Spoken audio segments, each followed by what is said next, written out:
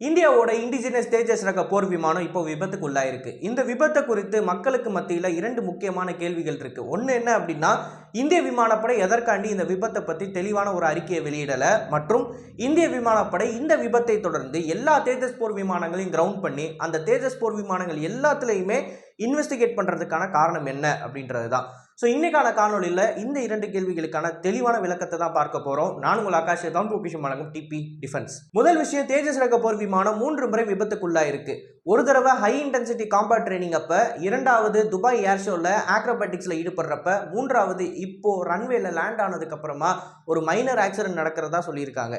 இந்த மைனர் ஆக்சிடென்ட்டின் காரணமாக பைலட்டோட உயிருக்கு எந்த விதமான பாதிப்பும் இல்லை. பைலட் சேஃபாக இஜெக்ட் ஆகிட்டாரு. இருக்கிறதுலே ரொம்ப முக்கியமான ப்ரெஷியஸான ஏர்கிராஃப்டை விட ரொம்ப முக்கியமான ஆசெட் என்ன அப்படின்னா பைலட்டோட உயிர் தான். இந்த குறிப்பிட்ட இன்சிடென்ட்டில் பைலட் சேஃபாக இஜெக்ட் ஆகிட்டாரு அப்படின்றது ஒரு நல்ல விஷயம். அண்ட் அந்த ஏர்கிராஃப்டோட ஏர்ஃப்ரேம்ன்றது பயங்கரமாக டேமேஜ் ஆயிடுச்சு. இந்த ஏர்ஃப்ரேமை ரிப்பேர் பண்ண முடியாது அப்படின்றதையும் இந்திய விமானப்படை இப்போ முதல் கட்ட தகவலாக வெளியிட்டிருக்காங்க. ஸோ இந்த விபத்து அப்படின்றது எந்த இடத்துல நடந்திருக்கு அப்படின்னு பார்த்தீங்கன்னா, லேண்டிங் ஆன அந்த தருவாயில் நடந்திருக்கு. ரெகுலரான ஒரு சாட்டியை முடிச்சுட்டு வந்த ஒரு தேஜஸ் மார்க் 1 விமானத்தோட விபத்து தான் இது. தேஜஸ் போர் விமானத்தை பொறுத்த வரைக்கும் இன்னைக்கு 2 வேரியன்ட் இருக்குது. ஒன்று என்ன அப்படின்னா தேஜஸ் மார்க் 1, இன்னொன்று மார்க் 1A. மார்க் 1க்கும் மார்க் 1Aவுக்கும் உள்ள வித்தியாசம், மார்க் 1Aல தான் ரெடார்ஸ் மற்றும் ஏவுகணைகள் பொருத்தப்பட்டிருக்கும். மார்க் 1 அப்படின்றது வெறுமன ஏர்ஃப்ரேம் மட்டும்தான். இந்த ஏர்ஃப்ரேமில் சில மைனர் ஆயுதங்கள் மட்டும்தான் இருக்கும். இந்த ஏர்ஃப்ரேமை பயன்படுத்தி நம்ம காம்பேட்லலாம் ஈடுபட முடியாது, ஹை இன்டென்சிட்டி பேட்டிலெலாம் ஈடுபட முடியாது. ஏன்னா இதில் ரேடாரும் கிடையாது, ஏவுகணையும் கிடையாது. இதை வச்சுக்கிட்டு நம்மளால் காம்பேட் பேட்ரோலிங் வேணால் பண்ண முடியும். எதிரிகளோட மூவ்மெண்ட் எங்கே இருக்குது அப்படின்றத தெரிஞ்சுக்கிறதுல ஆரம்பித்து எதிரிகளுக்கு ஒரு பயத்தை ஏற்படுத்துகிற மாதிரி நம்மளோட பார்டர்ஸுக்கு மத்தியில் ஒரு காம்பேட் பேட்ரோலில் ஈடுபட முடியும். அது மட்டும்தான் இதை வச்சு பண்ண முடியும். அண்ட் தேஜஸ் மார்க் 1 விமானங்கள் எதற்காண்டி உருவாக்கப்பட்டது அப்படின்னா, இந்திய விமானப்படையோட பைலட்ஸுக்கு ஒரு ப்ராப்பர் ட்ரைனிங்ன்றதை கொடுக்கணும். தேஜஸ் ஏர்கிராஃப்டை பற்றின ஒரு அண்டர்ஸ்டாண்டிங் இருக்கணும்.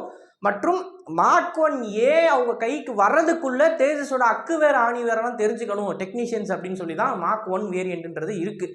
கிட்டத்தட்ட 40 வேரியன்ட்ஸ் 40 ஏர்கிராஃப்ட்ஸ் இருக்குது மார்க் 1ல மட்டும். அது போக தான் மார்க் 1A இப்போ மேனுஃபேக்சர் பண்ணிகிட்டு இருக்காங்க இந்துஸ்தான் ஏரோநாட்டிக்கல் லிமிடெட். ஸோ இப்போ விபத்துக்குள்ளாக இருக்கிறதுன்றது மார்க் 1, அதோட நான் வெப்பனைஸ்டு வேரியன்ட்னு கூட நம்ம சிம்பிள் டேர்ம்ஸில் சொல்லலாம்.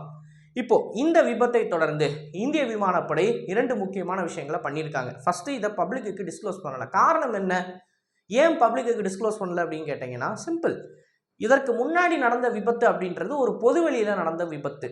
இந்திய விமானப்படைக்கு சொந்தமான ரன்வேல நடக்காத ஒரு விபத்து. ஸோ இந்தியன் ஏர்ஃபோர்ஸோட ப்ரெமிசஸுக்குள்ளே நடக்கிற எந்த ஒரு இன்சிடெண்ட்டாக இருந்தாலும் அதை பற்றி ரிப்போர்ட் கொடுக்கணுன்ற அவசியம் கிடையாது இந்திய விமானப்படைக்கு, or Indian Army or Indian navy.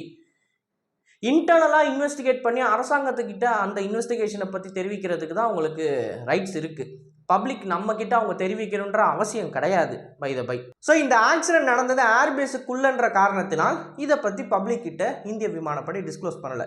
இது ஒருவேளை இந்த ஆக்சிடெண்ட் ஒரு மக்கள் வாழும் பகுதியில் நடந்துருந்துச்சு, அதனால் மக்கள் உயிருக்கோ இல்லை மக்கள் உடைமைக்கோ ஆபத்து வந்துருந்துச்சுன்னா அப்போது இந்த இன்வெஸ்டிகேஷன் மற்றும் இந்த கிராஷோட டீட்டெயில்ஸ் எல்லாத்தையுமே இந்திய விமானப்படை பப்ளிக்காக ப்ரெஸ்ஸுக்கிட்ட சொல்லக்கூடிய கடமையை கொண்டிருப்பாங்க. இதுதான் வித்தியாசம் இந்த ஆக்சிடெண்ட்டுக்கும் இதுக்கு முன்னாடி நடந்த ஆக்சிடெண்ட்டுக்கும். ஸோ இப்போ உங்களுக்கான கேள்விக்கான பதில் புரிஞ்சிருக்கும் ஏன் இந்திய விமானப்படை எதுவுமே பேசலை அப்படின்னு. ஏன்னா அவங்க பேசணுன்ற அவசியம் கிடையாது.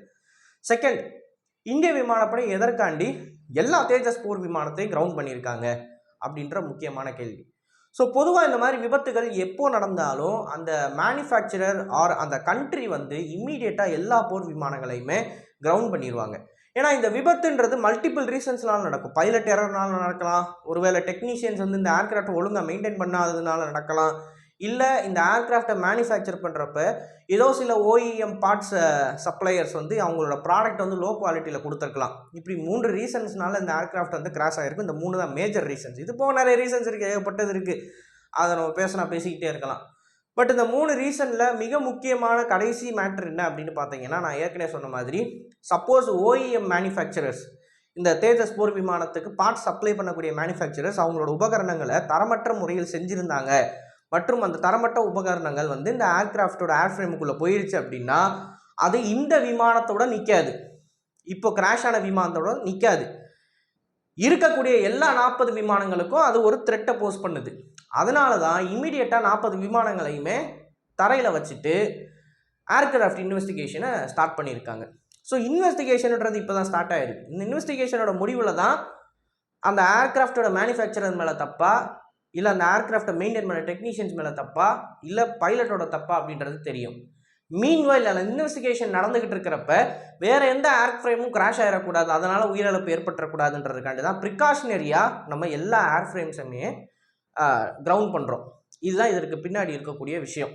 அண்ட் கிரவுண்ட் பண்ண அந்த ஏர்கிராஃப்ட்ஸ் எல்லாத்தையுமே ஒரு தரோ டெக்னிக்கல் இன்ஸ்பெக்ஷன்றது பண்ணுவாங்க.